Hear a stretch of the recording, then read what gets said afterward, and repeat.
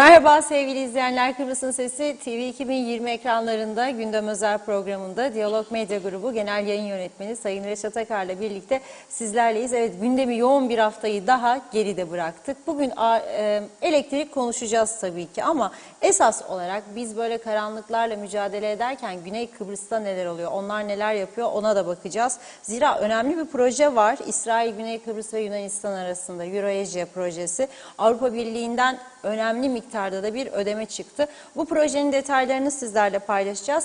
Diğer taraftan bizde hükümet kurma çalışmaları devam ediyor. Tabii esas dikkat çeken nokta şimdi bakanlık savaşları. İşin zor kısmı. Bazı milletvekilleri YSK açıklamadan bakanlık beklentisini açık bir şekilde dile de getirdiler. Ulusal Birlik Partisi Merkez Yürütme Kurulu da UBP Genel Başkanı Faiz Sucuoğlu başkanlığında toplandı. Olası koalisyon senaryoları görüşülüyor. Bir diğer konu, büyük sorunlar yaşandığı halde geçmişten günümüzde çok sayıda olumsuz kötü örneklerini gördük. Hala dere yatakları üzerinde devam eden inşaatlar var. Vatandaşın tepkisi var bizlere ulaşan, dile getireceğiz. Son olarak okullardaki vaka sayıları açıklandı. Öyle ya da böyle tam olmasa da bir dönemi tamamladı sayılır çocuklarımız. Yarı yıl tatiline girecekler. Bazı okullar girdi bile. Hepsi ve daha fazlasıyla sizlerle birlikte olacağız her zamanki gibi. Sizlerin de yorumlarını, sorularını bekliyoruz diyerek hemen Reşat Bey'e merhaba demek istiyorum. Merhabalar Funda Hanım. Tüm izleyenlere buradan sevgi saygılarımızı göndererek başlayalım. Evet, Kuzey Kıbrıs son günlerde karanlıklara gömüldü ve artık günlük yaşamın bir parçası oldu. İlk günlerde, kesintilerin başladığı günlerde çok daha fazla tepki vardı. Şimdi giderek azalıyor. Bu da bir alışkanlık yaptığının belirtisi değil mi? Yani ilk mesela yemek, bir yerde mecbursunuz, her gün iş yerinde size yemek çıkarıyorlar. Aşçıbaşı acılı yemek pişiriyor. İlk gün aman Dursun Hanım dersiniz. Nedir bu acı? Ben bu kadar acı yemem dersiniz. Ertesi günü acının etkisi biraz daha az olur. Üçüncü, dördüncü gün aynı şekilde azalır, gittikçe azalır ve alışmış olursunuz acıya. Bu böyledir.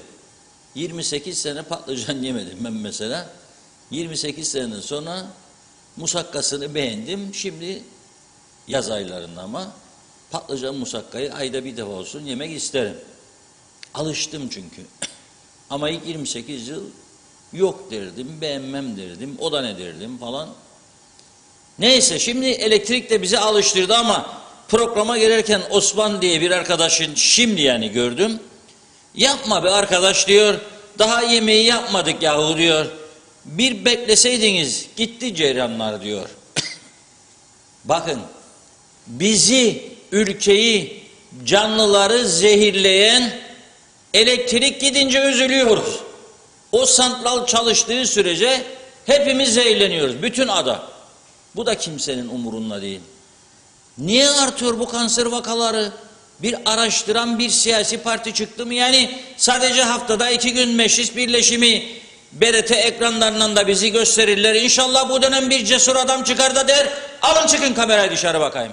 Der inşallah. Demeyecekleri biliyorum da. Ama der inşallah. Çünkü o kamerayı gördükçe orada hiç niyeti olmayanlar da maksat bir yere mesaj versin diye. Mesela gece bu akşam gitti Gaziköy'de yedi içti. Köylülerden biri diyor. Yahu diyor işte bizimle diyor o gençlerin kırsal arazi vardı. Bir dokun ya bu işe diyor. Tamam diyor, yarın meclisler göreceksin diyor. Yazdırıyor kendisini ya 3 gün sonra 2 gün sonra.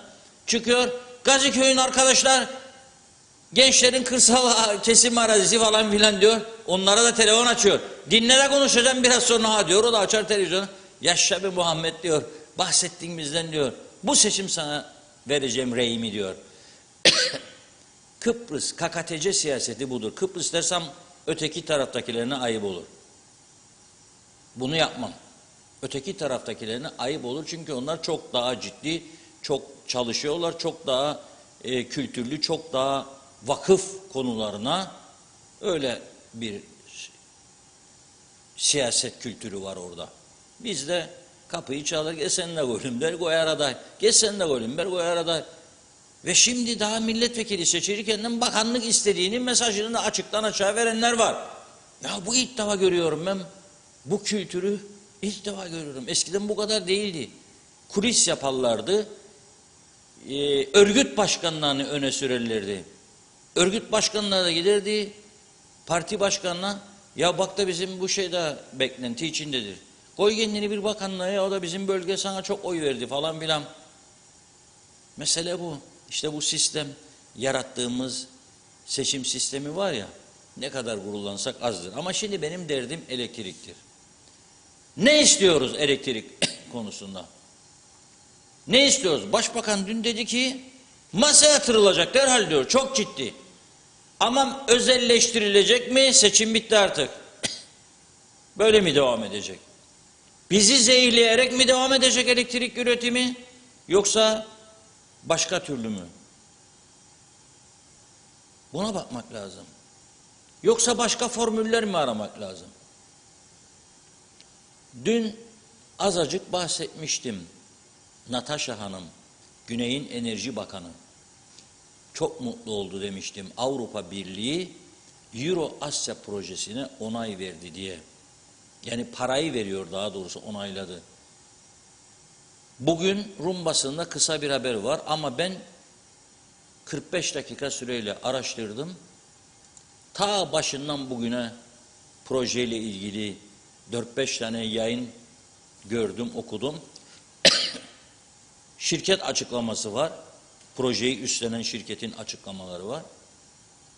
Ve onlardan bazı bilgiler derledim. Sizlerle paylaşmak istiyorum. Bu videoyu da oralardan aldım. Şimdi bu proje nedir? Euro Asya. İsrail elektrik üretiyor doğal gazdan ve fazla üretim yapma kapasitesi var. Deniz altından döşenecek borularla Güney Kıbrıs'ın Köfünye bölgesi, ki bizim Türklerin biliyorsunuz çok şehitler verdik orada. Daha doğrusu göçler de oldu, şehitler oldu, göçler oldu. Yeni adı Geçikkale. Köfünye köyünde merkez kurulacak. Oradan da Yunanistan'a gidecek. Toplam mesafeyi söylüyorum. Bu enerji hattının 1208 kilometre. İsrail'den Köfünye'ye, Köfünye'den Yunanistan'a 1208 kilometre. 40 kilometre öteden Türkiye bize yıllar önce dedi ki deniz altından gönderelim size elektriği. Ne çevre kirliliği, ne gürültü, ne patırdı, ne kesinti. Aman anam dedik. Egemenliğimiz, bağımsızlığımız gider. Vilayet oluruk, vilayet kesinleşmiş olur. Su, elektrik bittik. Ama bu adamlar İsrail'e bağlanıyor. Sadece Güney'de değil, Kıbrıs'ta değil, Yunanistan'da. Neden bağlanıyorlar? 2 tane gerekçe var. Avrupa Birliği'ni öyle ikna ettiler. Dediler ki siz Avrupa kuralları temiz enerji. Biz Kıbrıs temiz enerji üretemiyoruz. Fuel oil. Çevre kirliliği yaratıyor diyorsunuz bize. Günlük ihtiyaç 1200 megawatt Güney Kıbrıs'ın. İyi dinleyin lütfen. KKTC'nin 380 en yüksek dönem şimdi, yani 380 bu soğuk kış aylarında en yüksek dönem. Normalde 250, 280, 300 yetiyor. 380 megawatt bizim ihtiyacımız, 1200 Güney'in. Güney diyor ki ben diyor evet doğalgazının üretime izin verdim.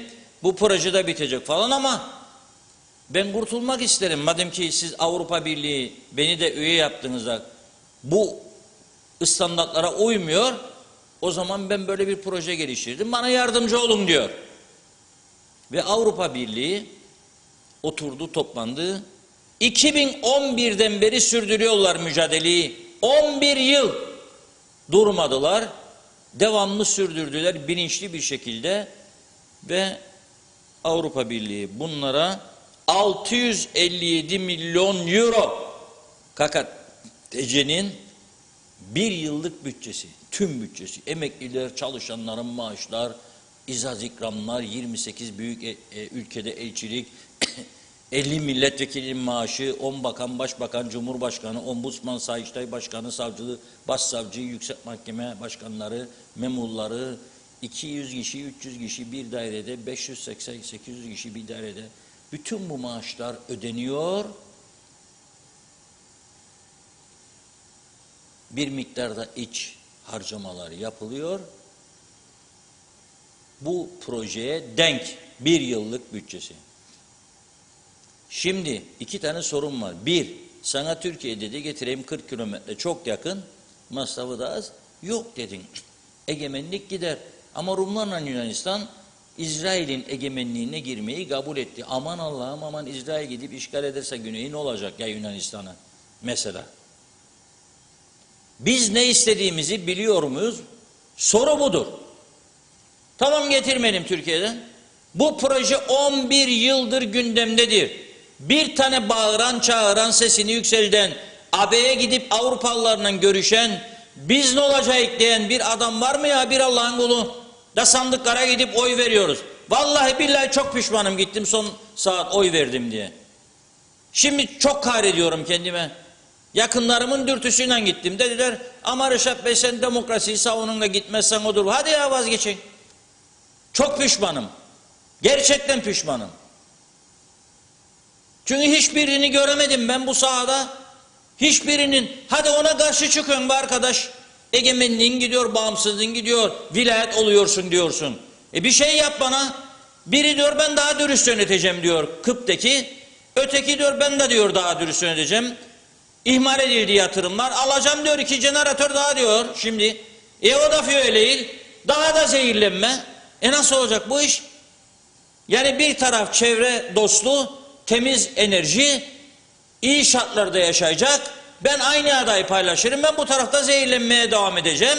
Daha çok kanser hastası, daha çok hastalıklar, daha çok problem ve devamlı elektrik kesintileri olacak. Biri diyecek santrala bakmadılar, jeneratörler eskidi. Biri diyecek ki jeneratörün vidaları bozuldu, yeni vida ister. Biri diyecek ki işte akaryakıt, en kötü akaryakıt geldi. Biri diyecek en kötü yağ geldi, bu yağı kullandıkları için bu oldu. Ben de bunları dinlemeye devam edeceğim, zehirleneceğim ve umudumu kesmeyeceğim yurdumdan. Ne büyük acayip tutarsızlık bu yahu. Ne büyük tutarsızlık. Gerçekten akıl alacak gibi değil. Bu projeyi okuduğum zaman çok üzüldüm bir Kıbrıslı Türk olarak.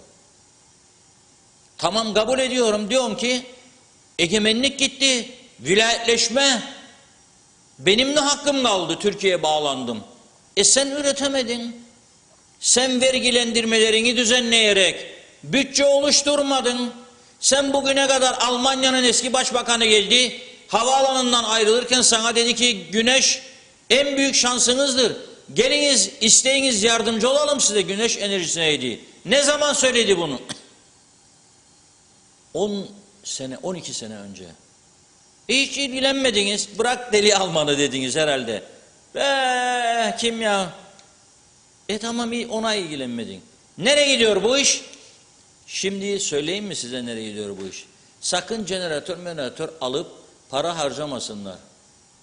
Odaklansınlar kalıcı bir anlaşmaya. Oradan bu tarafa temiz enerji gelir. Bu ona doğru gidiyor, ben görüyorum. Belki de bilmediğimiz bir senaryonun içeriği de böyledir. Ama ben söylüyorum yani bak ben söylüyorum şimdi.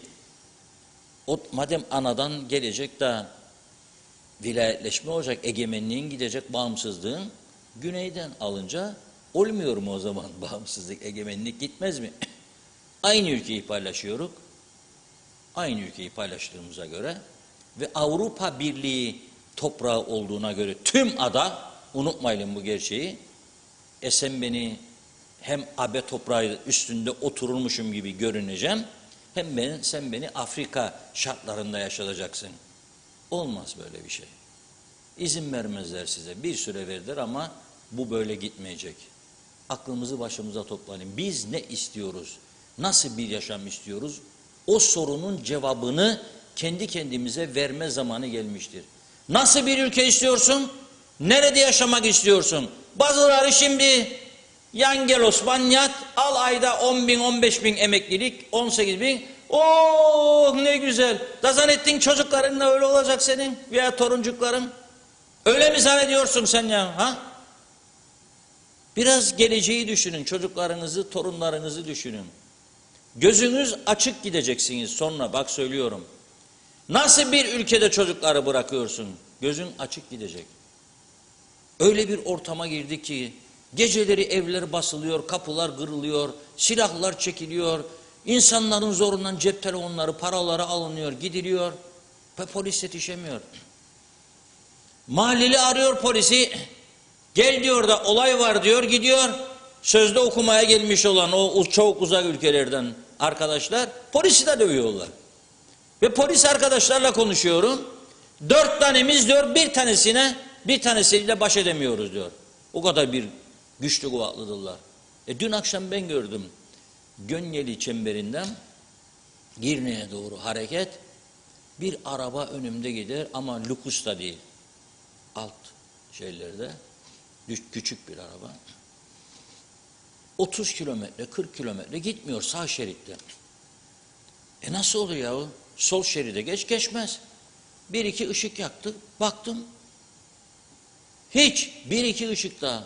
Sonra bir bastı gaza. Allah Allah. 150-160. Sonra baktım gene yavaşlama. Yahu dedim dikkat et de gelip vurabilir de sana sarhoş marhoştu. Solundan geçtim. Yavaş yavaş baktım içeride. Aman Allah'ım. Çikolatalar. Dedim o bir şey var. Bir çekmişlik belirtisi var. Yolda polis yok. Adamlar rahat rahat çeker gider. Polis yok. Polis eksiği var çünkü. Ama polisi almazlar. Batmış bin boya seçime bir hafta kala. İşçi almadı diye ne yaptılar? Ne yaptılar? Kooperatif işlerinin sorumlu olan arkadaşımızı kelleye aldılar. İstemen sen ha, alman ha benim söylediğim 20 kişiyi daha işe. Hadi bakalım dediler. Kelle gitti. Cumhurbaşkanı'na götürüyor. İmzalamak zorundayım demiş. TRNC forever diyor. Şimdi bu proje çok mühimdir. Biz neden Avrupa'dan istemiyoruz bunu?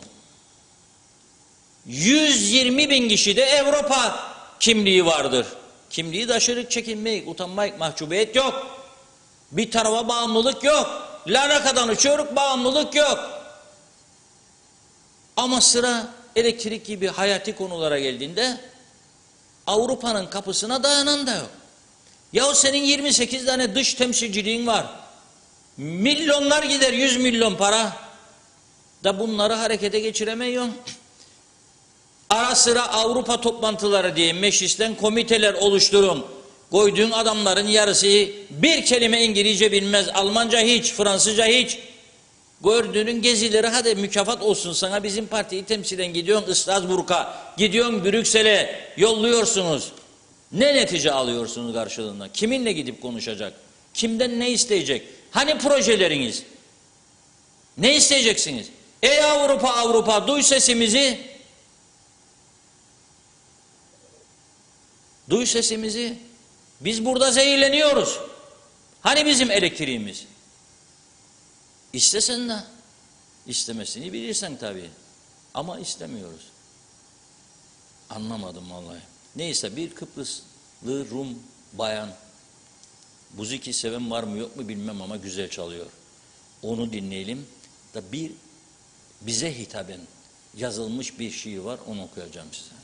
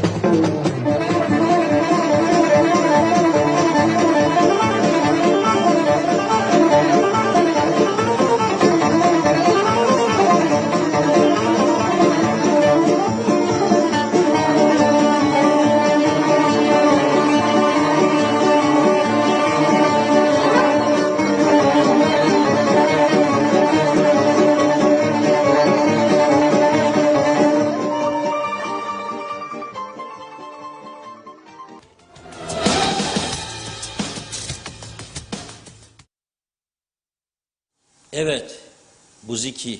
Bayan çalıyor. Bizde buziki çalan bayan var mı acaba bilmiyorum ama cello mello çalanları gördüm. Vay re Mustafa vay diyor. Okundurdum yazındırdım. Bale gudalla bale gudalla. Vay re Mustafa vay. Bale gudalla demek okundurdum yazındırdım. Gene aynı gene aynı. Kafa tamam değil. Evler tarlalar yetmedi. Ananız su gönderdi. Memnun edemedi. Maaşlarınız ödendi. Miktar az geldi. Sıra elektriğe mi geldi? Vay re Mustafa vay. Maraş'ı vermezsin. Barış gücünü istemezsin. Akşam oldu mu elektrik yok diye titrersin. Yeter re Mustafa yeter. Ya adam olmayı öğren ya da kafayı fena üşüteceksin. Yeter re Mustafa yeter. Bir yere bu sözleri yazınız bulunsun. Çerçeveletmeye gerek yok. Çerçeveci parasına gerek yok. Bir yere koyun, arada sırada bir çeker böyle okursunuz bu sözleri. Buzikici bayanın şiiri çok güzel, çok güzel denk geldi galiba diye düşünüyorum. Ne istediğimizi biliyor muyuz biz ya? Mustafa'lar, Mehmetler, Ahmetler, Cemal'lar, Hasanlar, Hülyalar, Ayşe'ler, Fatmalar. Biliyor muyuz? Kesinlikle bilmiyoruz. Herkes bir kafadan bir ses çıkıyor. Her parti kendine göre politikalar. Ya düşün 2 milletvekili çıkarıyor. 130 kişilik parti meclisi var ya. 2 milletvekili 130 kişilik parti meclisi. Nereye uçuyorsun sen ya? Nereye uçuyorsun ama ben anlamadım. Nereye uçuyoruz biz ya? Bildiğimiz tek şey bu. Bir konu parti meclisinde bunu görüşelim. Sonuç alınan MYK'ya götürelim. Lefkoşa'nın Sarıhangı Meydanı'nda mesela UBP'nin yıllardır bir parti binası var. Tarihi bir bina. Saray Otel'in yanı. Yolun bir tarafında karşısında ilçe binası var. Ne farkı var? O UBP o UBP mesela. Bir diğer partilerin de öyle. Genel merkezmiş, karşısında ilçe merkeziymiş. Ama nedir bu? Neyin ilçesi? Ne var? Aynı adam varsınız. Yetmedi mi ya? 5 tane 6 tane oda var zaten birinde. Türkiye'den kopyacılık. Türkiye'den kopyacılık. 85 milyondur ama sonra onlar memnun mu o yaradı olan düzenden? Bir de oraya sor bakalım. Sen neden çapını bilemiyorsun? Küçücük bir toplum burada. 116 bin tane galiba oy ya 115 bin ya 110 bin neyse. Nedir? Bu nedir de bu kadar büyütüyoruz ediyoruz biz bu işleri kendi kendimize? Ve hiçbir şeyin de hesabı verilmiyor. Bir tane hesap soran oldu mu? Elektrik kurumunun geçmişteki ihaleleriyle ilgili müthiş şaibeler vardı. Bu ülkenin gene başbakanlık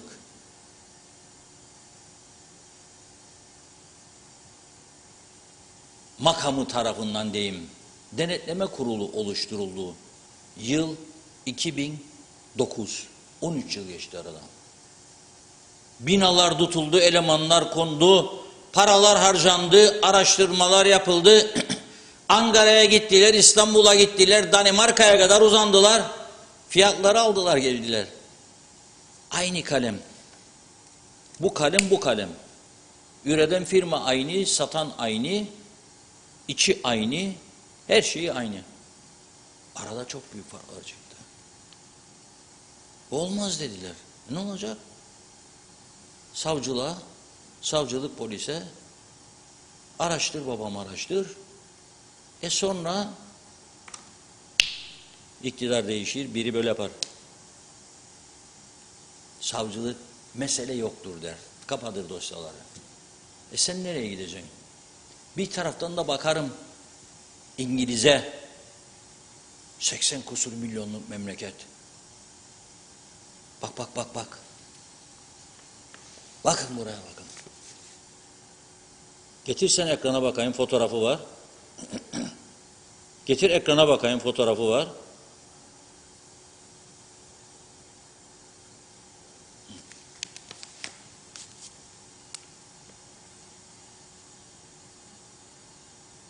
...26 Ocak 2022 tarihli...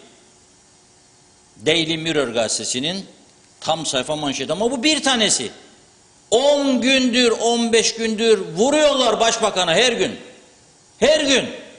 Ama burada polis var. Downing Street 10 numara. Polis başbakanın ikametgahını her gün arıyor. Niçin? Rüşvet meselesi değil. Devletin kesesinden ikram yaptığı için değil ki bizde yapıyorlar. Devletin kesesinden misafir davet edip de içki içirmiyor, yasaktır, hapisliktir. Gelen misafirleri doğum günü kutlaması, konuşmuşlar, gelelim, her gelen içkisini getirdi. Kimisi şarabını, kimisi cinini, kimisi vodkasını, kimisi birasını. Kendi getirdi ve o getirdiklerini içtiler. Ama halka derken kalabalık yerlerde toplanamazsınız. Kalabalık rakamlar olmaz kapalı yerlerde. Ve yasak getirirken o dönemde diyor, sen başbakanlık ikametgahında doğum günü partisi kutladın. Bir aile insanı oraya koydun. Evin içinde inceleme yapıyorlar. Polisler günlerdir. Hadi bakalım gel, dünyanın en büyük ülkesi KKTC'de bunları yap. Sosyal medyada sövmeleri gülüyorlar, gülerek. Mesela küfrediyor bakana ya başka bir makama. Vatandaş ne yapalım diyorlar, demokrasi diyorlar bizimkiler. Hadi gel de bunu yaptır bakalım polisi. Sokar mı evine? Sokar mı konutuna? Sokar mı saraya? Kim yapabilir bunu? Hangi demokrasiyle övünürsünüz siz ama? Hangi şeyle? Sözleri bizi yönettiğini iddia edenlerin sözleri ve direktifleri sadece bize geçer, kendi kendimize. Alın kendini görevden der, alırlar anında. Terfi vermeyin der, vermezler. Gönderin kendini başka yerlere gönderir. Niçin? Konuştu diye. Yahut sana küfretmediği sürece, sana elinde hiçbir belge olmadığı halde iftira attığı takdirde yapman gereken olur zaten. Hatta yargıya vermen lazım. Ama elinde belge varsa da konuşuyorsa, bazı topladığı bilgileri aktarıyorsa seni de uyandırmak için, nedir bu derdin da onu yapma bunu yapma. Çok akıllı insanları kamuda yükseltmediler. Hep altta tuttular. İstifaya zorladılar. Akıllı adam istemiyorlar. Aklı çalışan, ülkesine hizmet etmek isteyen hiçbir kimseyi istemiyorlar. Hiç. Hele bu seçim sonuçları son bize çok şeyleri gösterdi. Sadece UBP için söylemiyorum, diğer partilerde. Diğer partilerde söylüyorum. Yargı margı sürecinden geçmesi gerektiğini söyledikleri adamlar milletvekili oldu. Ey Kıbrıs Türk cemaati, uçuyorsun be, sen de farkında değilsin. Dünyayı fethedeceksin yakında. Başka neler oldu? Mesela CTP'den de girdi Derviş Kemal Deniz gibi bir isim. Uluslararası alanda tanınmış, yeminli murakip, İngiltere'de tahsil görmüş, Türkiye'nin dev şirketlerinde bile murakiplik yapan adam. Onu tiklerde darayın kendini, darayın da bu zaten bizden değil dediler. O da getirdi ailenin, oylarının, arkadaşlarının buraya umutlandı insanlar. Onu da daradılar. Onu da daradılar. İstemezler arkadaş. İyi insan, fikir üreten yok, adam istemezler, yaşatmazlar. Ve bize de derler ki işte bu şekilde devam edecek. Nereye devam edecek? Nereye devam edecek? Edebileceğimizi düşünen bir kişi çıksın bana dürüst olarak söylesin. Bir kişi. Hay iyi yüksek düzeyde maaş alan da Yan Geliyat Osman misali bazıları hala da o ana vatan bize gönderdi bu kadar sene gene gönderecek falan filan düşüncesinde olanlar olabilir.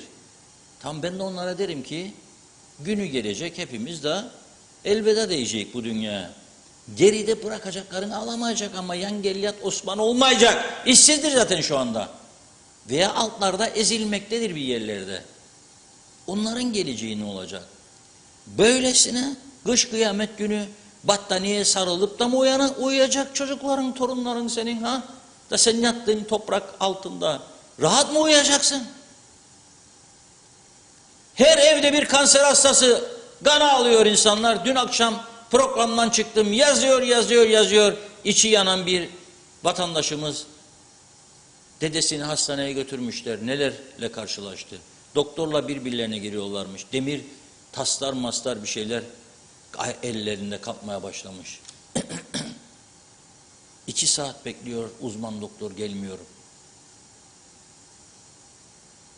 Yok arkadaş. Hiç bunlar gündemimizde yok.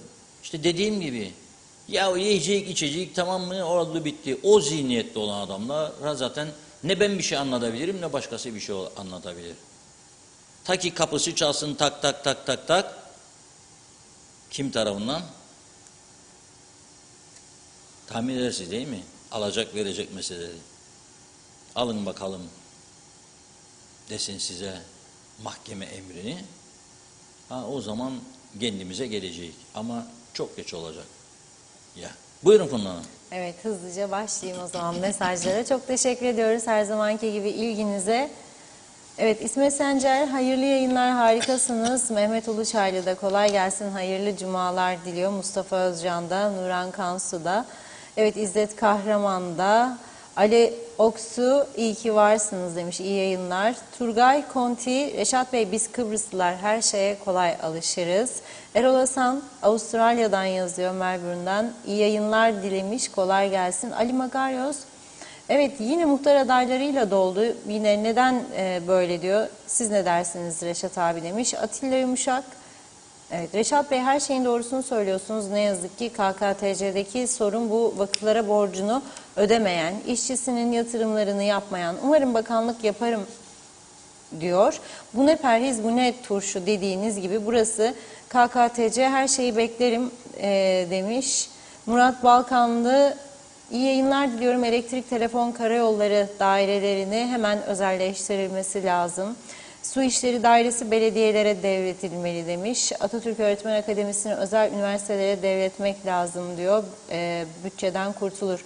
Mustafa Aşık Kofalı, Kıbrıs'ın geleceğine umut ışığı olanlar öyle bir yandık ki demiş. Yandığını fark edemeyen toplum %50 enflasyondan %30 artış alıp mutlu olan toplum ya bugünden sonra ya gelecekte ne olacak? Sağa oy verip soldan umut bekleyenler, çözüm barış istemeyip diyor Avrupa'dan dünyadan umut bekleyenler. Cengiz Refikoğulları iyi yayınlar, iyi bir hafta sonu olsun. Steve Griffin, merak etmeyin kötü günler geride kaldı demiş. Artık daha kötü günler geliyor. Mustafa Cüce, iyi yayınlar, çok haklısınız bu enerji konusunda Reşat Bey. Bekir Güler en sonunda diyor eleştirmiş hükümeti, öyle söyleyeyim. Çok bir mesaj. Ahmet Kaplan, evet iyi akşamlar. Yaşadığımız eğrisiyle doğrusuyla bizlere halka yakışır bir seçim gerçekleşti mi? Değerli düşünceleriniz ve yorumlarınız nelerdir Reşat Bey diye soruyor. Nazime Nalbant iyi günler demiş. Londra'dan herkese, aileme, sevdiklerime selamlar. Uzaklardan sizi zevkle dinliyorum. Yine bazı kişiler bazı olayları söyledi. Çok kötü diyor bu konuşanlar.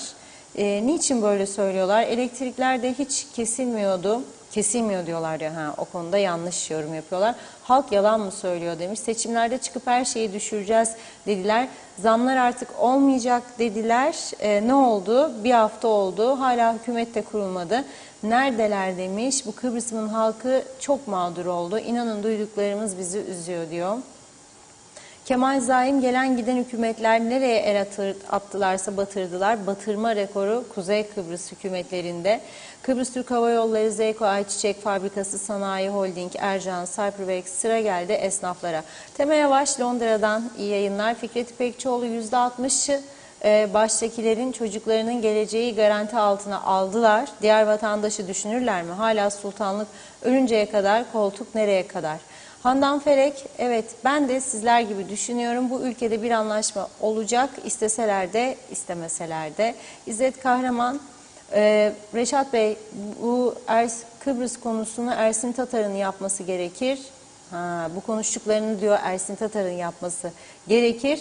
Ama diyor yok Türkiye'de gezme de dururken diyor bizleri mi düşünecek? Ünal Erbaşçıvan Mersin'den selamlar diledi. Meryem Ebooğlu mecliste muhtar olmayacak insanların eline kaldık diyor. Acı ama gerçek. Sündüz Yanmaz, Reşat abi sınır üstü bakım evi hep koronaymış. İnsanlar aç susuz kaldı. Birileri yardım eli uzatsın diyor ve diğer mesajında yemek yapacak çalışanı bile yokmuş. İnsanları ödemezlermiş. Aslan Oral kolay gelsin Ahmet Halil'de. Ömer Bozkara vezirler ben Avrupa'nın yerinde olsam diyor bir kuruş yardım yapmam vermem de ne elektriğe ne başka bir şeye. Yıllardır Türkiye'nin yolladığını da çaldınız yediniz bitirdiniz demiş.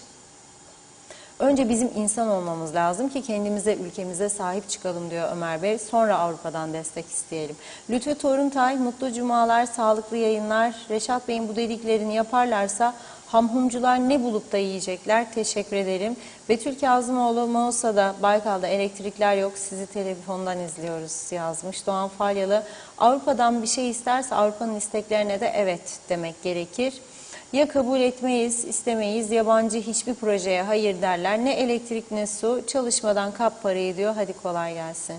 Ayar Savoğlu hep beraber yiyemiyoruz, bal tutan parmağını yalar demiş. Sibel Serin teşekkür ediyorum. Aysel Ergin Soylu da evet gündeminiz çok yoğun. Aysel Hanım ileteceğim arkadaşlara mesajınızı, gazeteyi. Fikret İpekçioğlu bol keseden yemeği kesmeleri lazım yoksa boğulacaklar. Sayar Aker müzikle oynayalım, gerçeklerle uyanalım. Mustafa'nın suçu yok. O Türkiye'de çocuk doktoru. Meclis üyeleri kendilerini ayarlasınlar. İyi ki varsınız Reşat Bey, Funda Hanım. Yaz gelsin de ısınalım. Bu gidişle öyle olacak. Zehra Sencer, sizleri evimize konuk ederek doğru haberi alıyoruz. Sevgilerimle diyor Karpaz'dan. Fatih Aztekin de iyi yayınlar dilemiş. İsmet Ezel, merkez kaymakamı var, Lefkoşa kaymakamı var, ilçelerde kaymakam da var. Hüseyin Cengiz Bozalanlar faiz oranı bugün %36 oldu. Türk lirası borç faizi. Evet Ömer Bozkara vezirler çok şeyler duyduk diyor.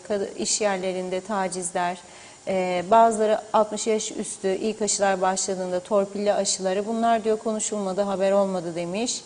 Evet Nilgün Şah iyi yayınlar. Emre Efendi Reşat Bey 2018'de ömrü 14-15 ay olan dörtlü hükümet dönemindeki Başbakanlık Denetleme Kurulu'nun raporu doğrultusunda dönemin yönetim kurulundan aldığım yetkiyle konuyu polise şikayet ettim ve dönemin müdürü hakkında tahkikat başlatıldı, tutuklandı. Şu anda da sayılı ceza davası da diyor görülüyor Lefkoşa Ağır Ceza Mahkemesi'nde.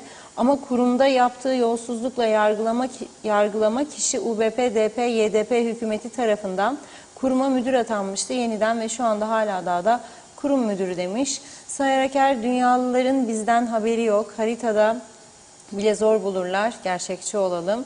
Mustafa Tuncel, Güney Kıbrıs Troika zorlamasıyla 2015-2017 yıllarında elektrik kurumlarında gerekli reformları parantez içinde belirtmiş üretim, iletim, dağıtım ayrıştırılması, üretimin liberalleştirilerek özele açılması gerçekleşti. Bunu yapmasalardı bugün kablo için 657 milyon euro alamayacaklardı. Biz ise aynı reformları 2010-2017 Kuzey Kıbrıs Türkiye protokollerinde kayıt altına alınmasına rağmen bilerek engelledik. Bugünkü Kıptek'in düştüğü durum bu ihmalin sonucudur. Bilginize demiş. Ali Dereseven sosyal medyadan izliyorum. Birçok ileri gelen insanlarımız dahi kesintiyi değil de kesintilerde ayrımcılık yapıldığından bahsediyorlar. Yani kısacası halkımız kesintileri kabullenmiş durumda. Bu olay insanlarımızın ve dolayısıyla devletimizin büyük bir çöküş içerisinde olduğunu gösteriyor. Reşat Bey, çok merak ediyorum sizin bu programınızı. Liderlerimiz izliyor mu? Eğer izliyorlarsa bu kadar çok eleştiriye rağmen neden bir yetkili çıkıp da bir laf konuşmuyor? Hep susmayı tercih ediyorlar. Tek bir lider çıkıp da gelecek günler için halkımıza küçük de olsa niye bir moral konuşması yapmıyor diyor. Derviş Kansu, CTP'de çete vardı demiş. 2 liste dağıttı diyor. Hiçbirinde Kemal Deniz yoktu. Fikret İpekçioğlu, iyi insan, fikir üreten, işleyen insan mecliste yeri yoktur. Yargıda davaları olanı da seçiyorlar. Bekle de Kıbrıs ayakta duracak demiş. Hep hayal. Doğan Falyalı, hiç olur mu? Kendinden daha bilgili veya becerisi olan rakip olur sonra yazdı o da.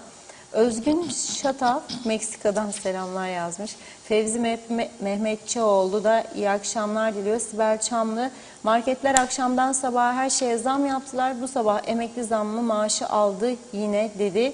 Evet, bir iki mesaj okuyup ara vereyim. Mehmet Azerler, dünya kadar Sayıştay raporu var. Birisinin yargılandığını duydunuz mu? Bir kişi yargılansın, ben de dişimi kıracağım diyor. Süleyman Demiroğlu, evet Reşat Bey, fasulyenin yahnisi gitti geldi aynısı. Hüseyin Koltan, iyi ki varsınız. Doğru Haber'in adresi, ekranlarımıza hoş geldiniz. Sizlere selam olsun. Her zaman izlemeye devam ediyoruz. Ailece çok teşekkür ederiz. Çok sağ olun. Hoş vakitler diliyor. Nazimen Albant, hayırlı cumalar. Yine hafta sonuna geldik. İnşallah her şey iyi olacak. Sıkıntılı olan günlerimiz elbet geçecek. Halkımızı daha fazla düşünecekler. Seçimdeki vaatlerinle halkımızı umutlandırdılar. Ama bakın, olmayan şeyler bir o kadar daha kötüye giderse ne olacak? Bunun sorumluları kimlerdir? Sorarım demiş. Yazıktır, günahtır. Bu durumlara nasıl çözüm bulacaklar diyor. Ağzınıza sağlık, size kolay gelsin. Sevgiyle kalın. Mehmet Akın, bugün yorum yapmayacağım demiş.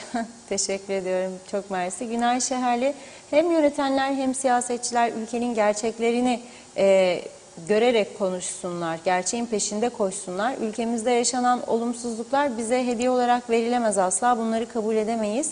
Elektrik sorunu halkın değil, kurulan mafya düzeninin sorunudur demiş. Halka bunu yapanların merhametleri yok. Ekonomisi bozuk ülkenin niye elektriğini kesiyorsunuz? Vicdanlarınız sızlasın. Düşük maaş alan insanlar nasıl ödeyecek? Bir düşünün. Kıbrıs konusunda gündeme almamız gerekir. Barış için yan yana yaşamak zorundayız. Bir paket olarak baskıyı bizim yapmamız lazımdı. Yargı artık çalışmalı, vicdan, merhamet koysunlar, çalışsınlar ülke için diyor. Gazi Beyaz da, Reşat Bey iyi yayınlar dilerim. Harikasınız. 46 yıldır Kıbrıs'ta yaşıyorum. Kıbrıslıyım. 2004'ten beri Kıbrıs'ta olmadığımı anladım. Ne Avrupa'ya ne de Rum tarafına gidemiyoruz. 46 yıl oldu. Kıbrıslı olamadım. Bu çifte standart ne kadar devam edecek? Teşekkürler dedi ve mesajları burada ara vereyim. Devam edeceğim. Bir iki mesaj daha okuyayım mı Reşat Bey? Yok, tamamdır. Tamam. Yeterli. Tamam, birazcık da bana konuşma şansı verirseniz çok memnun olurum. Şimdi çok mesaj var. Çok teşekkür ediyorum. Özelden de geliyor. Ama mesela bir tane sağlıkla ilgili Aygün Yınal arkadaşımız Gaziveren'den yazıyor. Ve bu arkadaşımız adına da çok üzülüyorum. Son 3-4 ay içerisinde 80 tane kuzusu hastalıktan öldü. Kim zararını verecek bunun? Kimse. Veteriner dairesini arıyorum diyor. Ne gelen var ne giden. Şimdi de 3 çocuğum korona oldu diyor. Gene ne gelen var ne giden. Arıyor, gel bileklik takın çocuklara. Madem pozitif çıktı, ne gelen var ne giden diyor. Nasıl olur bu iş? Gene az önce sınır üstünden Sündüz Hanım yazdı. Yaşlı bakım evi. Aç susuz kaldı yaşlılar diyor. Hepsi korona diyor. Bakıcılar ödenmiyor diyor. İnsanlar perişan diyor. Şimdi ne yapmak lazım? Sağlık Bakanımız hadi karantinada. Bakan yardımcısı, müsteşar ve Çalışma Bakanı da artık emekli çıktı. Yok, onun müsteşarı. Bir arabaya atlayıp gitseler veya bakanlık bekleyen milletvekilleri gitseler bu insanlara, ama seçim bitti, oy ihtiyacı yok şu anda. Gitmezler. Bu mudur insanlık? Bu şekilde mi odur başından beri söyleyeyim? Bizi yaşatacaklar, yaşatmak istiyorlar. Bu şekilde mi? Dün bahsettim. Kadının bir gözü, iki gözü de ameliyat ihtiyacı var, katarak var dediler. Birini yaptılar, ötekini ancak 3 ay, 4 ay sonra. Niçin? Ya çok yoğunluk vardır. Bir göz iyi görüyor, bir göz iyi görmüyor. Bunun bir insanın psikolojisinde, günlük yaşam şartlarında ne kadar ağır bir durum yarattığını tahmin etmek zor mudur ya? Ama biz ne diyoruz? Bari boş ver diyor. Hangi birliğe şikayet. İnsanlardan memnun olması bilmece o öyle. Bir de kızarlar bazen. Bilmez değil. Bilmez değil. İstemenin sınırı yoktur. Yönetmek gibi bir görevi üstleniyorsanız dinleyeceksiniz. Bakacaksınız. Doğrusu neyse yapacaksınız. Sinirlenmek, öfkelenmek, kızmak doğru bir şey değil. O zaman istemeyeceksiniz bu görevi. Mesela şimdi bakın çok müthiş fotoğraflar geliyor. Lefkoşa'nın en önemli bölgelerinden biri. Devpa süpermarketin yanından söz ediyorum. İzleyin bakalım. Ne göreceksiniz burada? Ne görüyoruz arkadaşlar burada? Ne görüyoruz? Bir dere yatağı mı var burada? Pisliğini söylemiyorum. Bu ne bu? Derenin içine girmiş. Yeni inşaat var galiba. Hatırlarsınız bir yarışma programı vardı Türkiye televizyonunda. Mı acaba derdi. Ben nasıl soruyorum? Hem belediyeye, Lefkoşa Türk Belediyesi'ne, hem işte neyse bu izinleri veren planlama, mimarlık, mühendislik falan filan hepsi. Mı acaba bu inşaat? Derenin içine mi giriyor acaba? Hani ey siyasi partiler tümünüz dere yataklarındaki yapılmış bütün binaları yıkacaktınız.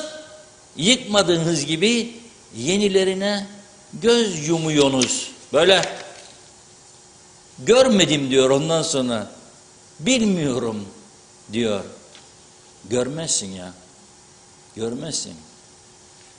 Dere yatağının üstünde en merkezi yerde Lefkoşa'nın Taşkınköy bölgesi. Devpa'nın yanı. Bilmiyorum. Ben de iyi göremiyorum buradan. Geçip bir bakacağım. Yarın inşallah. Gündüz vakti, gece karanlıkta gidersem şimdi anlamayacağım. Ama fotoğraflar bir mesaj veriyor gibi. Nasıl olur?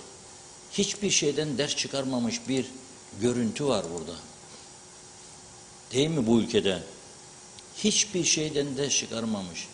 Onu görme, bunu görme, onu bırak. Tonlarca insan dışkısı Girne'de denizin içine akıtılıyor. Görme. Alagadi en temiz doğa bölgesi. Neredesiniz be çevreci arkadaşlar siz ama? Hani karpuzları alır da giderdiniz denizler bizim diye adamların 5 yıldızlı otellerinin plajlarına. Alagadi'ye ne gitmezsiniz be ya? Beyha bizim orası beleş denizler. Ne gitmezsiniz karpuzları alıp ya oraya? Zehir dolu çünkü orası. Ha?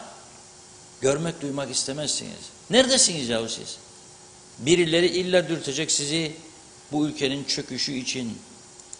Da o zaman eylem yapacaksınız.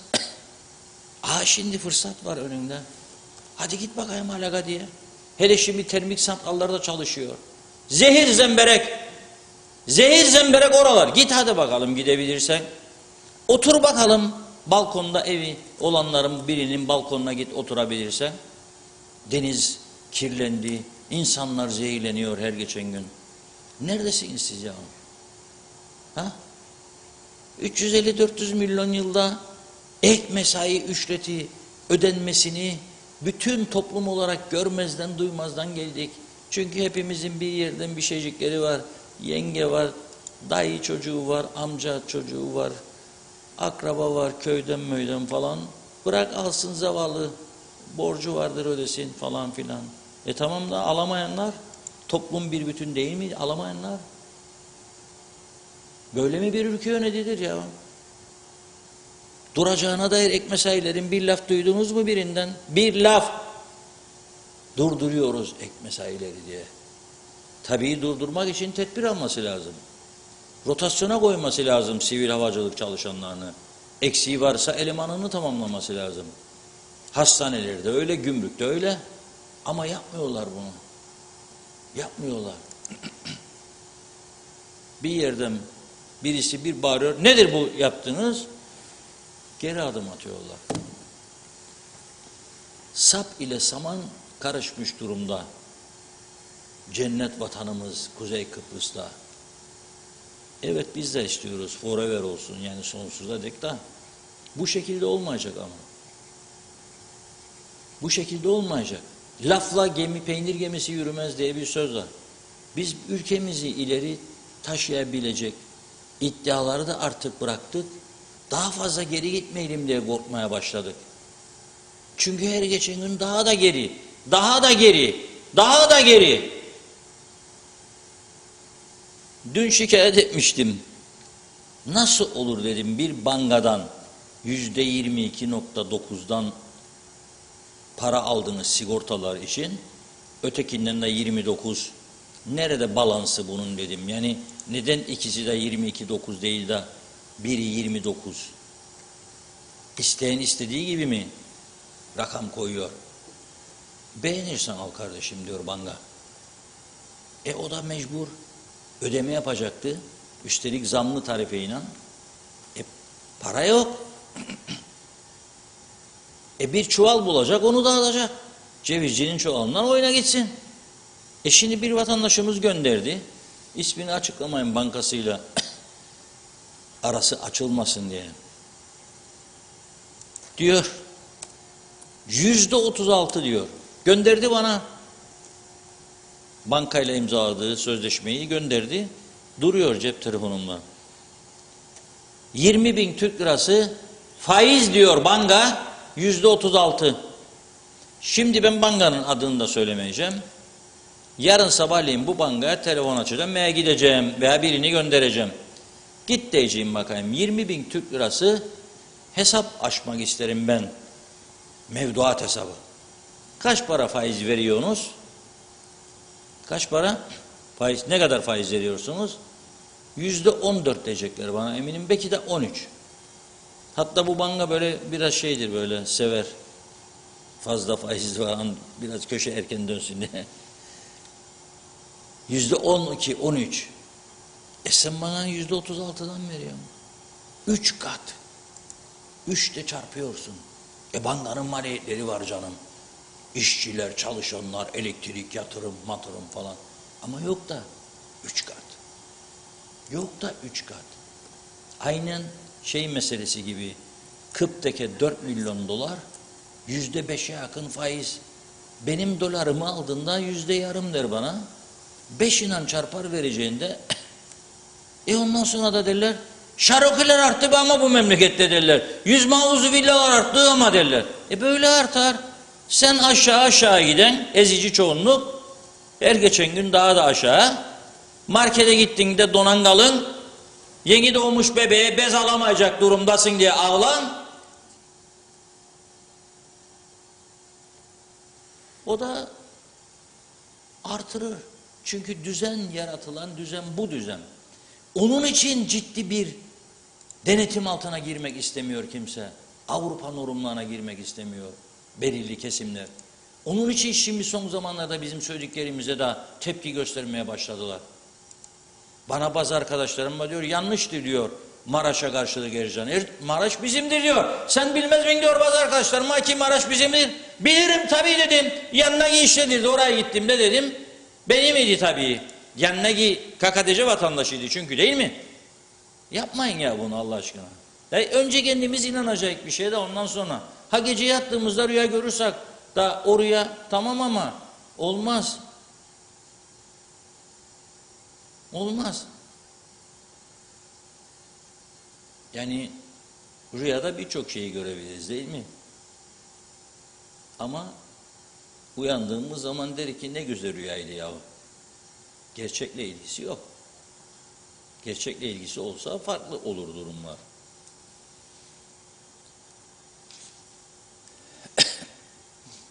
Ve tabii Yüksek Seçim Kurulu bugün biliyorsunuz açıklama yaptı. Tamamdır dedi, itirazları değerlendirdik. Mazbataları da ilçelere yolladık. Pazartesi günü sosyal medyada patlayacak gene. Göreceksiniz. Fotoğraflar çekilecek. Milletvekilleri hayırlısıyla mazbatamızı aldık. Milletimize hayırlı uğurlu olsun. Paylaşacaklar. Millete hayırlı uğurlu olsun istiyorsanız meclisin İlk bir ayı içerisinde gösterin kendinizi bakalım. Elektrik ne olacak? Çözüm nedir? Gösterin ama kavga etme çağrısı yapmıyorum size. Sakın daha öncekilerin yaptığı gibi su bardağını fırlattı kafasına öteki milletvekilinin. Ya yumruklaşmalar falan bizim Çakıcı'nın da seçim reklamı zannederim kaybetmesinin bir sebebi de olur. Ne güzel bir aşk müziği çalarken Kıbrıs, güzel vatan. Sonra mecliste Çakıcı yumrukluyor. O biri Çakıcı'yı dövüyor. Çakıcı onu. Bunu yapmasaydı daha iyi. Keşke dans edeydi Çakıcı bir güzel bayanına o oyunda. Meclisteki kavgayı koymasaydı. Bizim kültürümüz öyle değildir çünkü. O oldu, yaşandı, bitti. Bundan sonra olmasın. Oturun partinize deyin ki ya biz girdik kazandık ama yani siz inandık yani bu aynı şekilde mi gidecek bu karanlıklarda? Vatandaşın yüzüne bakamıyoruz daha ilk aydan. Nedir tedbir? 2 tane fuel oil jeneratör daha gelirse buraya zehirlenme double. Biz ne zaman temiz enerjiye geçeceğiz? Nedir maliyeti geçmemizin? Var mı elimizde bir proje? Yoksa kime yaptırabiliriz bu projeyi? Bir an önce yaptıralım, çıkalım halkın karşısına. Dedim ki böyle böyle böyle böyle. Ve bunun için bir fon oluşturmaya başlayalım. Fonu nasıl oluşturacağız? İşte o çok önemli. Çok önemli. Bana telefon açarlar. O zaman kendilerine fonu nasıl oluşturacaklarını söylerim. Cesaret varsa bir yılın içinde fonun haznesi patlar. Patlar doğrudan. Ama cesaret ister tabii. Varsa yaparlar. Ama yoksa bugüne kadar geldiği gibi gidecekse hiçbir şey yapılmaz. Ama bu çok önemli. Şimdi tabii bugün çok mesajlara da geldi diye benim de dikkatimi çekti. Ben ilk defa gördüm milletvekili seçilen birisinin görev beklentisi içinde olduğunu açıklaması. Bazıları ne yapar? Bazıları bizim programa da yazdırıyorlar. Veyahut da işte dediğim gibi örgüt başkanı falan bulur, ilçe başkanı ya ense geniş yollar parti başkanının üstüne, başbakanın üstüne veya parti başkanı der ki bizim bu adamı bakan yapman lazım hadi. Donanımı var şudur budur. Onlara alıştık biliyoruz. Şimdi de var. Çok! Ama bu arkadaşımız Serhat Akpınar bugün bir paylaşım yaptı sosyal medyada. Bir de fotoğraf koydu. Teşekkür ziyaretlerime öncelikle kalbi desteğiyle an dualarıyla yanımda olan efsane komutanlarımızdan Faik Kasapoğlu ve ailesinden başladım. Varlıkları yetiyor değerli büyüklerimizin. Destek ve tebrik mesajları ile yanımda olan güç veren değerli ulusal ailemize, bu da yeni bir terim olarak girdi siyasi literatürümüze, ulusal ailemize ne demek? Bir kez daha teşekkür ediyorum. Bugünlerde bazı görüşmelerin, pazarlıkların yapıldığını duyuyoruz. Ümit ederim görev üstlenme şansım olur. Ümit ederim görev üstlenme şansım olur. Yani bakanlık istiyorum. I want to be a minister. Bakan! Serhat Bey çok akıllı. Kutluyorum kendisini. Ve diyor görev verilirse ülkemiz ve geleceğimiz için güzel adımları, değişimi birlikte gerçekleştirir, yaşarız diyor. İlk defa bu kadar cesaretli bir yeni seçilmiş milletvekili görüyorum ve kutluyorum Serhat Bey'i. Partisinin genel başkanı bu durumda ne olacak onu bakan yaparsa. Şimdi 24 milletvekili UPP, 3 milletvekili DP, yani bu demek istiyor ki şimdiki koalisyonda 2 bakanlık var DP'nin. Birini parti başkanı gene alsın turizmi, ben de alayım bir başkasını. 3 milletvekiline UPP 19 iken 2 verdiydi DP'ye. Şimdi 24 hiç 3'e 2 verir mi? 3 de HDP'nin var, o zaman 2 de HP isteyecek. Etti 4. 4 bakanlığı verecek. UBP'nin içi parçalanacak bu defa. 6 bakanlığa düşerse. Peki birer verirse parti başkanı olacak. Serhat Bey bakan yaparsa parti başkanı yapmaz. Kendi dururken hiç. Zaten UPP başkanı diyecek ki yok, parti başkanları elimizi hep birlikte taşın altına koyacağız arkadaşlar. Giriyorsak bu koalisyona parti başkanları görev üstlenecek. Tamam ama işte o zaman ne olacak? Demek ki biraz bir şeyler olacak gene gibi geliyor. Dün de bahsetmiştim. Koku önceden geliyor. Bakanlar Kurulu'nun oluşması ve sonrasında bir şeycikler olacak. O zaman karar düşüneceğiz. Ömrü 5 yıl mı olacak? 5 ay mı olacak? 2 yıl mı olacak? Göreceğiz. Ciddi değişimler, ciddi tartışmalar, ciddi gelişmeler olacak gibi bir durum var ortada siyasette. Mesela Cemal Başkan, Cemal Hocam öyle dedi kendisi bugün. Cemal Hoca siyasete bugün veda dedi. Cemal Özyiğit'ten bahsediyorum. TDP Genel Başkanı, Toplumcu Demokrasi Partisi Genel Başkanı. Baraj altında kalınca parti, Cemal Hocam dedi ki artık emekli, toruncuklara bakalım biz de evdeydi.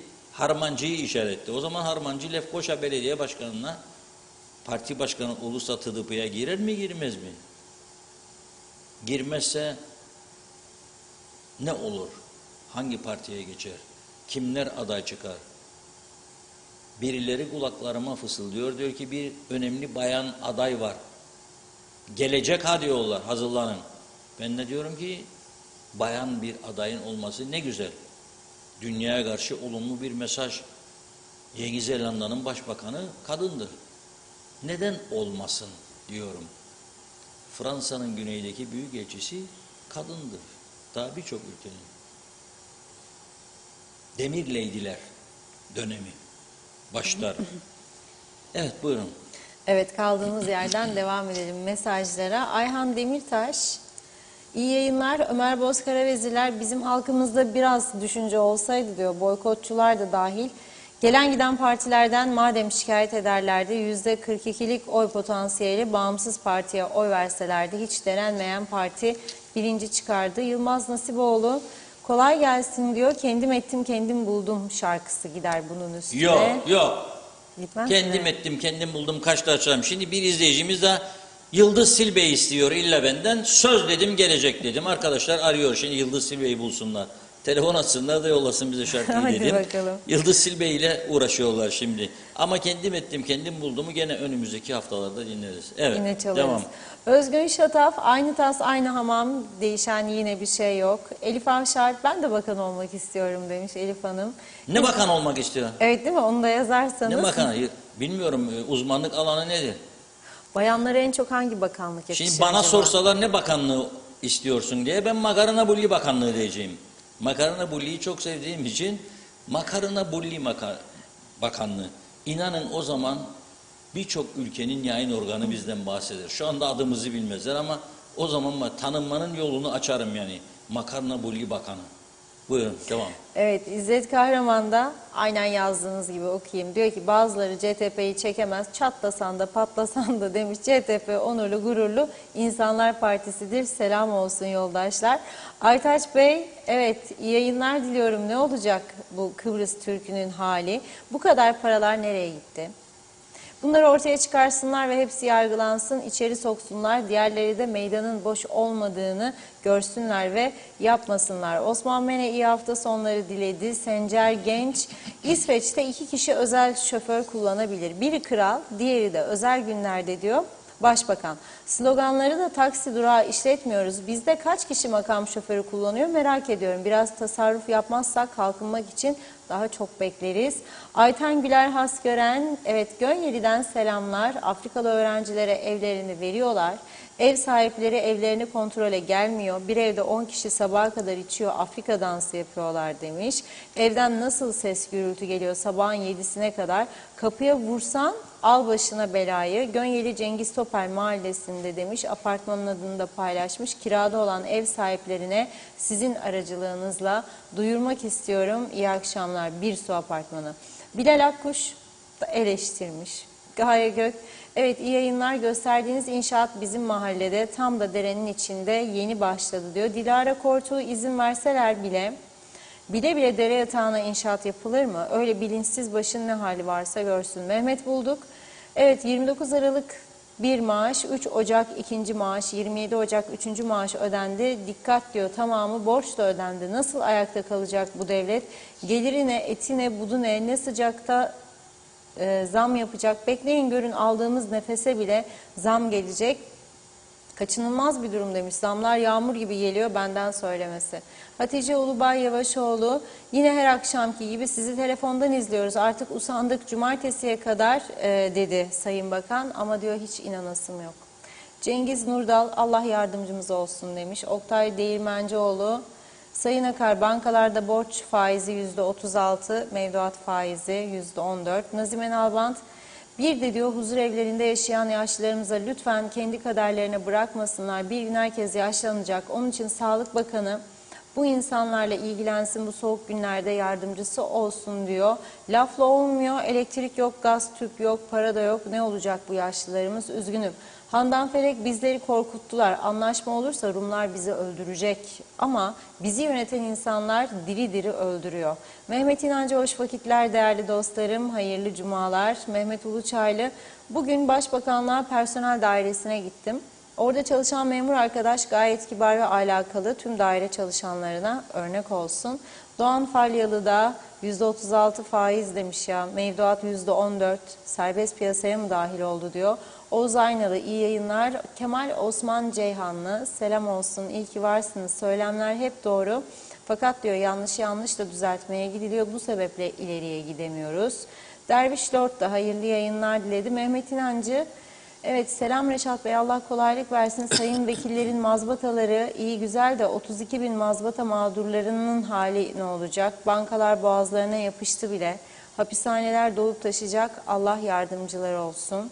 Serdal Boz Yiğitbaşı da iyi akşamlar, iyi yayınlar dilemiş. Çok teşekkür ediyoruz. Yaşar Aracı'ya da. Evet, Mehmet Salih Yakupoğulları, bunca yıl hala daha büyümeyen yavru vatan bizleri yönetenler tarafından ergen olamadan cenaze namazımızı kıldırdılar. Bu kadar başıboşluk, vurdum duymazlık devam ediyor. Yakın bir gelecekte güneye toplu göçler başlayacak. İsmet Ezer, 47 yıldır ben de makam ve atama beklerim demiş. Evet, okuyamadım tabii, isminizi bakıyorum. Evet, iyi akşamlar. Bu yapılan zamların sonucu ne olacak diyor. İsmet Ezer, bakan sayısını arttırmak kimin yetkisinde diye sormuş. Ali Dere Seven, yazda santralin yaklaşık 3-4 kilometre doğusunda yüzmeye gidiyorum. Yemin ediyorum demiş, deniz mazot kokuyor. Deniz suyunu yüzünüze sürdüğünüzde sanki yüzünüze sabun sürüyor gibi oluyorsunuz. Denizin içi parlayan mavi renk damlacıklarla dolu. Maskeyle dalış yapıyorum. Denizin altında canlı balık göremiyorum. O bölgede oturan yüzlerce yabancı insanlar evlerini satıp ülkeyi terk ediyorlar. İşte böyle bir ülkede yaşıyoruz. Yılmaz Nasiboğlu, bakanlıkları çoğalsınlar, herkesin gönlü olsun demiş. Engin Sedat Tözün, evet, S harfinde dağıtılan kurabiyelerden yedik. Bence hakkıdır bakanlık. Kurabiyeler şahane yakışır Sayın Vekile bakanlık. Salih Mullalı, Serhat Bey mutlaka başarılı olur diyor. Keşke onun gibi hepsi olsa. Diğer taraftan Zafer Akbaş da diyor ki, Allah aşkına Reşat Bey, vergi borçlarına karşılık devlete binasını veren bir kişinin bırak bakan olmasını, vekil bile olması bana göre yanlış. İşte biz böyle bir ülkede yaşıyoruz. Umut Düztaban, Serhat Hocam elini taşın altına koymaya hazırım demek istedi. Bence bu kadar büyütülmemeli demiş. Bunları Demokrat Parti çözsün diyor. Nazime Hanım, çok teşekkür ediyorum. Evet. Soralım Şifa Hasan, sorunuzu da görürsem ileteceğim. Eser Yurteri, iyi yayınlar diledi. Nevin Aşkım, hastanede ilaç yok, bunu konuşun. Önemli olan hastalarımız, kesinlikle. Salih Mullalı, bu ülkede bu kadar yıpratıcı politikaların içinde başarılı olmak mucize, karalamak, dedikodu yapmak bizim işimiz. Mehmet İnancı, meclisteki yemin töreninde, bir taraftan da özelden, meclisteki yemin töreninde ayaklara dönük kamera gerekir. Çünkü sayın vekiller tek ayak yemin ediyorlar. Daha sonra da yeminlerine sadık kalmıyorlar diyor. Meclise gereken önemi vermiyorlar. Devamsızlık gösteren vekillere de para cezası verilmeli demiş. Çok önemli. Ersin Tünay, bozuk kamu düzeniyle eğitimde, sağlıkta, turizmde hangi başarıyı elde edebiliriz? Yönetime dair liyakat, vizyon ve cesaret yoksa kurduğumuz bu hayal dünyası bizlere cehennem olacaktır. Yazık oluyor, çocuklarımızın bu ülkede sahiplenme ve geleceğe dair umut duygularını yeşertecek hizmetler görmek için daha ne kadar mücadele etmemiz gerekiyor. Emre Maz, bu kadar bakanlık var ama bu ülkede Adalet Bakanlığı yok. Buna ne diyorsunuz demiş. Ne olacak bu memleketin hali? Her geçen gün daha da kötüye gidiyor maalesef. Arif Aktepe, o da hayırlı yayınlar ama bunlar iyi günlerimiz demiş. Şifa Hasan, bu partiler halk için ve memleket için konuşuyorlar. UBP ve CTP ile niçin hükümet kuramıyor diyor. 5-6 sandalye verilsin, 5 değil 10 yıl gider bu memleket demiş Mark Hasan. Kadriye tek bıyık, ne yaparlarsa yapsınlar bu adadan kaçış yok. Çünkü açlık sıkıntı çekenler razı geliyorsa ve vekil seçtiklerimiz bizi görüp hala da iktidara muhalefet yapmıyorsa devam edecek tüm olumsuzluklar demiş. Hayırlı yayınlar. Son bir iki mesaj var. Halil Enes Saraç, yine zam geldi diyor. Akaryakıta daha asgari ücreti alamadık, insaf ya demiş. Uğur Kambur da iyi yayınlar güzel insanlar diyor. İyi ki varsınız. Yılmaz Nasipoğlu, zamanın modası, elimizi taşın altına koyduk ve bir de ateşten gömlek giydik. Evet, gömlek giydik. Bizi bilmez miydiniz memleketin durumunu? Sizin eliniz taşın altında ancak halkın boynu giyotinin arasında demiş. Hüseyin Koltan'da zammı verdiler ama marketlerde fiyatları düşürmediler. Hayat pahalılığını önleyemediler. Ne olacak halimiz? Allah kolaylık versin demiş. Yüreğinize sağlık dedi. Evet, son mesajdı Hüseyin Koltan'da. Zehra Sencer, hayırlı geceler, cumalar demiş. Çok teşekkür ediyorum Zehra Hanım ayrıca. Abi Hüseyin de bu hafta koronavirüsü hiç açmadınız. Koronayı, TRNC yendi mi acaba diyor mesajında. Devam edeceğiz. Sözü Reşat Bey'e bırakıyorum. Buyurun. Korona bahsettim, işte Gaziveren'deki arkadaşımızın yazan 3 tane çocuğu bileklik takmadılar. Bu çok önemli bir mesajdır. Sayısını bilen varsa aşk olsun diyeyim sadece. Kaç kişinin pozitif olduğunun sayısını bilen varsa aşk olsun. Kontrol dışıdır şu anda. Onun için neyini söyleyeyim? Okullarda bugün açıklama yapıldı. Kaç öğrenci, kaç öğretmen devam ediyor yani. Bu iş bayağı fazla bir sayı var. 700'lerde dünkü rakamlar 700'dü. Ama ben diyorum ki işte dün İngiltere Sağlık Bakanı açıklamasını da aktarmıştım buradan. Aşı çağrısı yapıyor Bakan Bey. Diyor ki bütün önlemleri kaldırdık dedi İngiltere Sağlık Bakanı. Herkes serbest ama tavsiye ediyoruz markete, tiyatro salonuna girerken maske takın diyor. Bir de diyor ki bu yıllarca sürecek bir olaydır diyor. O nedenle aşınızı ihmal etmeyiniz, aşı koruyucudur. Aynen diğer aşılar gibi. Şimdi özür dilerim. Bazı izleyiciler ya birilerine sempatik görünsün diye ya birileri sen bir mesaj at dediği için ya içinden geçtiği için gerçekten yazıyor. Şimdi burada kimin bakan olup olmamasını biz tartışmıyoruz. Ya onu hak edip etmediğini de tartışmıyoruz. Ama sosyal medyada bir paylaşım olunca bunun tartışılmasından daha doğal bir şey yoktur. Bırakacaksınız iyisiyle, kötüsüyle tartışılacak. Çünkü siz açtınız bu platformu, tartışma platformunu. Anlatabildim mi? Bunu istemiyorsanız ne yaparsınız? Parti başkanınızla doğrudan temasa geçer, ona içinizden geçeni söylersiniz. Veya belki de seçimden önce söylenmiştir bunlar. Benim bildiğim bazı arkadaşlar seçimden önce parti başkanlarına bak kazanırsam falan bakanlığı isterim dediğini biliyorum. Parti başkanına kesin söz veriyorum dediğini de biliyorum. Söz verdiği adamlar kazanmıyor. Onlar dediğim gibi son 2 günde dağıtılan pusulalarla partilerine, partinin prensiplerine en yakın olanları fakide öncelikle kendilerini öne çıkarıyorlar. Öne çıkarınca da onlar kazanıyor, ötekiler Sadece hayalleri kalıyor bakanların. Ben de Megan Fox'la dans etmek isterdim bugün ama gelmiyor Kıbrıs'a. Neden pozitif oldum diye sorduklarında demiştim Megan Fox gel. Kimi öptünüz diye bana soru gelmişti. Ben de dedim Megan Fox. O kim dediler. Bizim doktor hanım dedim. Amerika'nın en ünlü mankenlerinden biri, film yıldızı dedim. Nerede gördün? Yahu bindi uçağa, geldi, öptü gitti. Şimdi ama sonra düşündüm. Dedim ki yok ciddi havasın ha dedim. O hayalden geçti, gece görürdüm rüyamda dedim. Şimdi Megan Fox'u dün gece de gördüm rüyamda. Hayırdır inşallah. Bir açılış olursa bu sene lüks bir otel motel oraya davet edilmesini önereceğim. Çünkü güzel bir bayan, güzel bir yıldız. Megan Fox. O yüzden söylüyorum yani tartışma açıyorsanız bir şeyi no problem. Yıldız Tilbe'yi isteyen, özelden mesaj atan izleyicilerimize 2 kişi oldu. Söz vermiştik. Arkadaşlar diyor ki biz aradığımızı buluruz. Hadi bakalım.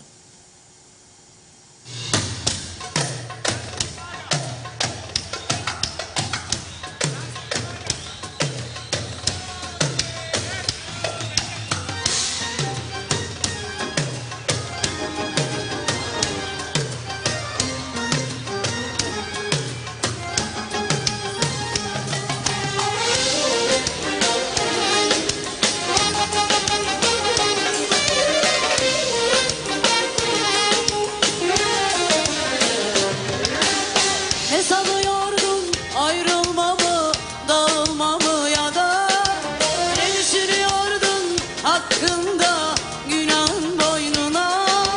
Onu dedi bunu dedi sen sustun mu ki? Bana onları anlatıyorsun onlara beni. Bırak bu işleri hadi dostum, o hikayelere ben çok tokum. Benim yolum belli, amacım var, umutlarım var. Sen de senin taşındığın art niyetlerin var. Ben senin var ya lafınla şekil alamam. Ben senin var ya halini yadırgayamam. Sen benim var ya tırnağıma makas bile. Sen benim var ya ne söylesem nafile.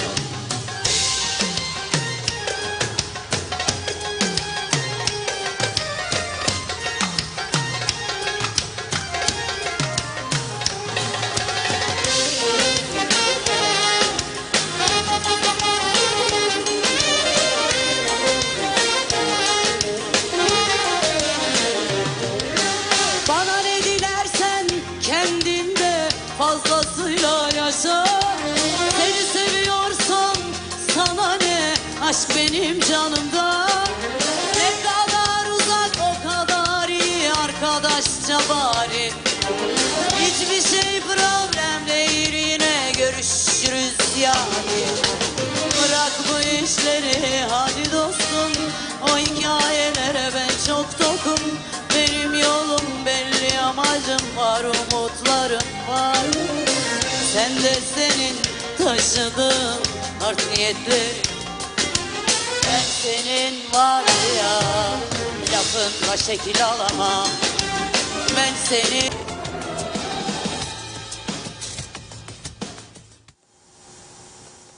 Ben senin var ya diyor Yıldız Sibel. Manavlı da sözü onun için istedi bu arkadaşlar, anladım.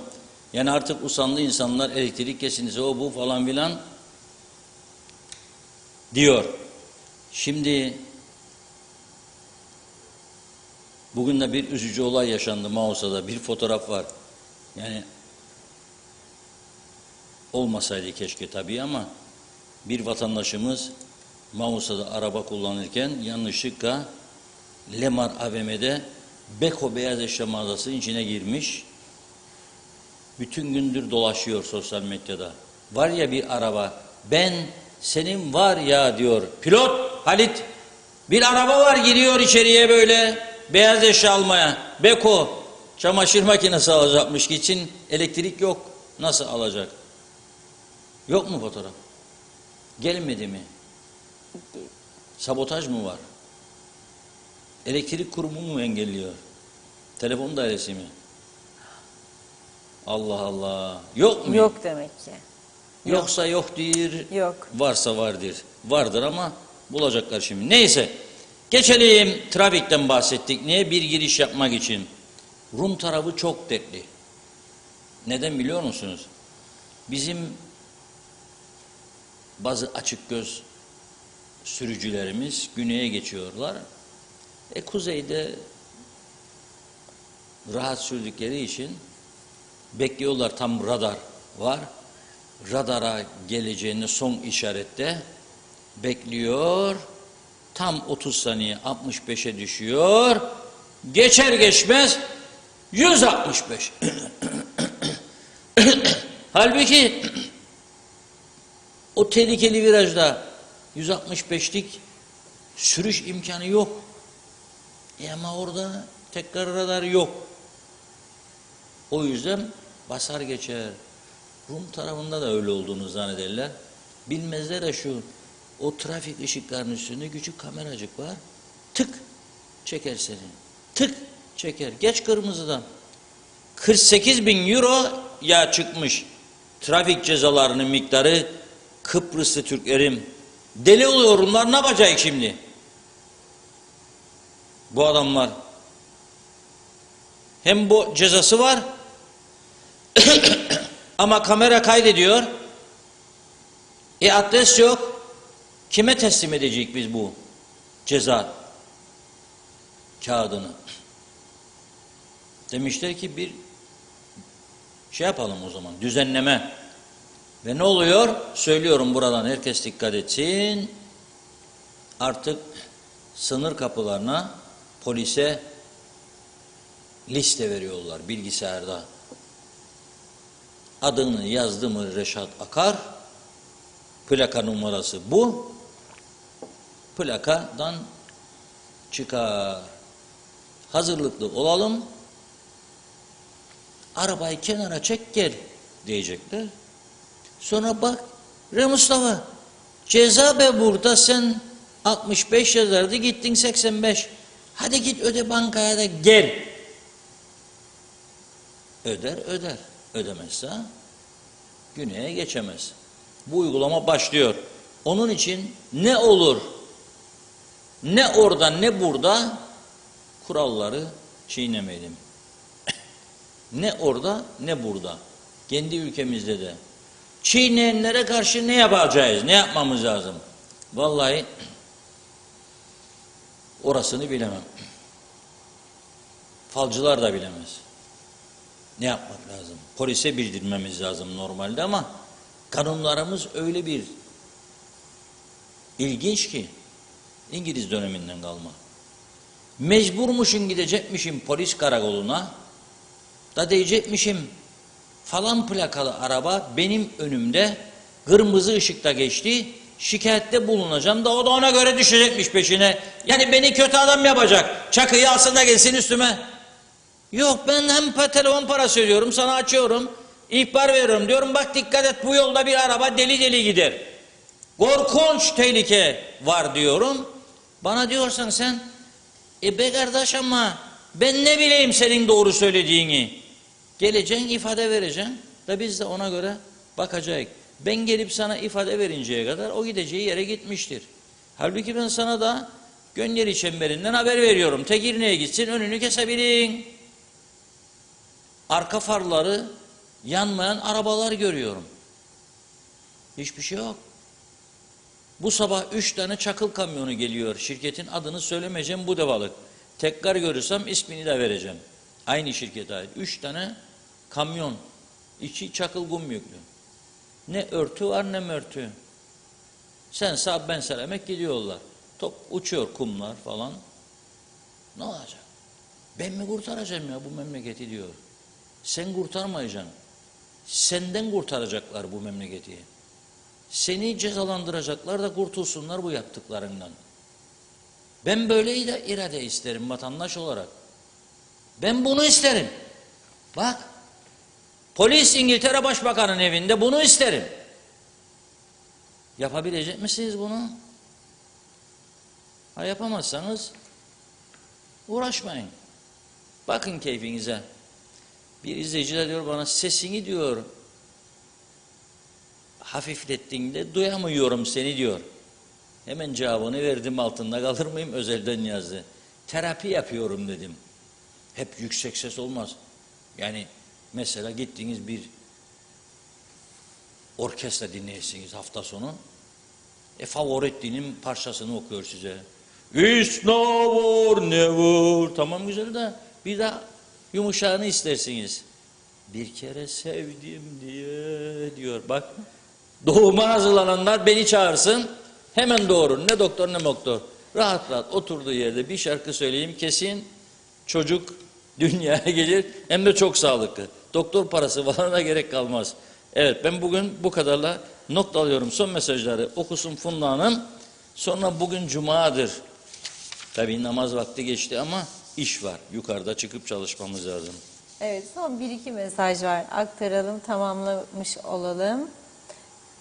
Evet, Mustafa Deveci, iyi akşamlar dilemiş. Zamsız bir ayımız olmayacak mı? Maaşlara yapılan zamlar, onları bile alamadık diyor. Yusuf Tuncer Barkut, yurt dışında yaşayan Hüseyin Efendi maaşını almaya devam edecek mi diye sormuş. Aldığı haksız maaşlar ikramiyesinden düşülecek mi? Salih Mullalı, memleketin çıkarı ve istikrarı için birlik şart. Bu da UBP, CTP omuz omuza verirse olur. Aysel Çelikkol, hayırlı yayınlar, dilinize sağlık, doğru söz, doğru haber, sizinle gurur duyuyoruz, ne mutlu Türk'üm diyene diyor. Hülya Uysal Yorulmaz, milletvekili olmak tamam da Sayın Akar'ın dediği gibi bakanlık beklentisini getiriyor dile. Aile hayatında sansasyonellik yaşayan insanlar vekil olmamalı. Bunun kriterleri olmalı, çok yazık demiş. Evet, bakıyorum Doğan Faryalı, artık hayat pahalılığı her ay hesaplansın. Animallah diyor, açlıktan ölüp telef olunacak, faiz %36 hesaplandıysa yakında daha da artacak demek. Ali Dereseven, vekiller yemin töreninde namus ve şeref yemini yerine ülkeme zarar verdiysem, meclise uzun süre katılmadıysam 500.000 lira ödemeyi ve 5 sene hapisliği kabul ediyorum yazılı noter tasdikli evrağı imzalasınlar. Çünkü şeref ve namus yeminleri hep sözde kalıyor. İsmet Ezel, başkan kontenjanı olan adaylar seçimde ne de olsa elenir. Süleyman Ege, arkadaşım antijen yaptı, pozitif çıktı. 1 saat sonra PCR yaptı demiş. Negatif çıktı. Şimdi ne olacak? PCR geçerli olacak. Evet, Mehmet İnancı da diyor ki Megan Fox gelmesin Reşat Bey, daha güzelleri var. Mesela Monica Bellucci olabilir veya Raquel Welch. Evet, bakıyorum. Yakup Palalar, sınırda plakayı koysunlar. Mustafa Şensoy mesajı var, önerisi. Handan Felek, aynen benim de diyor, antijen PCR pozitif çıktı. 2 gündür evde izoleyiz. Sizleri cep telefonundan izliyoruz. Çok geçmiş olsun Handan Hanım. Son 1-2 mesaj. Remzi Çanlıbel. Evet, arabam diyor arkadan duman attığı için polise şikayette bulundular. Polise gidip ihbar etmeden ben polis tarafından çağrılıp cezamı kestiler demiş. Handan Felek, sizleri dinlemeden olmuyor diyor. Gürkan Girit'le iyi yayınlar. Birsen Turan, son mesaj. Bu duman herkes için çok tehlikeli ve bu forumda trafiğe nasıl çıkıyor? Egzoz gazı çok tehlikeli dedi. Çok teşekkür ediyoruz güzel mesajlarınız, değerli yorumlarınız için ve evet Reşat Bey, son olarak. Evet, o fotoğraf gelmiş diyor arkadaşlar. Gazi Mausa'da Lemar AVM'de Beko mağazasının içine girmiş beyaz eşya satan mağazaya bir sürücümüz. Yok, bu değil. Araba Beko mağazasının içine girmiş. Var mı? Ha, o mu oluyor? Daha net görüntüler vardı, neyse. Evet, mağazanın içinde araba. Böyle dalmış beyaz eşya mağazasına. Tabii ki çamaşır makinesi ya buzdolabı almaya gitmedi ama bir anlık bir dikkatsizlik oluyor. Yollarda herkesin aracını dikkatli kullanması lazım. Yani ne lazım? Sürate dikkat. Araba kullanırken cep telefonuyla konuşmak olmaz. Konuşmamalı. Bunlara dikkat etmemiz lazım. Aşırı derecede içince sürmemek lazım. Yani fazla alkol alan adam meyhanelerde bazıları sıralıyor, şişeleri çekiyor, fotoğraf atıyor, 3-4 şişe tekelledik diye. Bu bir övünç meselesi oluyor. Övünç meselesi, onu yapacağına 3-4 şişeyi içen adam, şişe başı da 200, 250, 300 lirayı veren adam ya 400, bir tane eksik içecek, bir şişenin parasını taksiciye verecek, gidecek. Bunun doğrusu budur. Tabii bu giren şahıs içti girdi demiyorum, öyle bir şey yok. Ama genel trafik meselelerinden söz ederken buna dikkat edilmesinin önemli olduğunu söylüyorum. Teşekkür ediyoruz. Pazartesi günü yine bu sinemada değerli izleyiciler. Pazartesi günü görüşmek üzere. Sizlere veda ediyoruz. İnşallah maşallah daha güzel bir haftaya gireriz.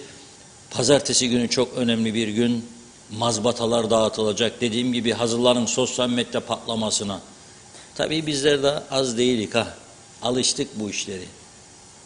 Bakan olacağını hissettiklerimize özellikle veya bakan olmasını istediklerimizde laikler bombalanacak. Ne olur ne olmaz. Ya bakan olursa belki bizim müsteşarlık, müdürlük, danışmanlık, danışmamazlık falan filan bir şeyler olur. Meseleleri var.